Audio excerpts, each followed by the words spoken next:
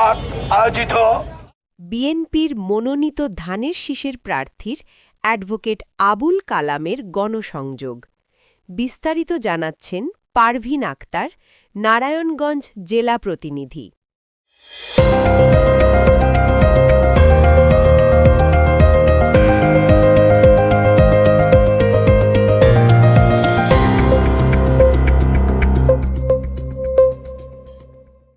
28 জানুয়ারি রোজ বুধবার সকাল 11টায় নারায়ণগঞ্জ 5 আসনের বিএনপির মনোনীত প্রার্থী আলহাজ আবুল কালাম এর ধানের শীষের প্রচারণা করেন 14 নম্বর ওয়ার্ডের স্বেচ্ছাসেবক দলের নেতৃত্বে বিভিন্ন এলাকায় উকিলপাড়া, দেওভোগ, আকড়া পুকুরপাড়, ভুইয়ারবাগ সহ বিভিন্ন স্থানে।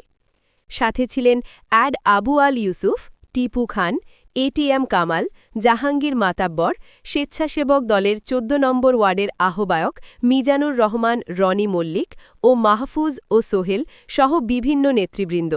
দৈনিক পুনর্জাগরণ BD24 সত্যের পক্ষে।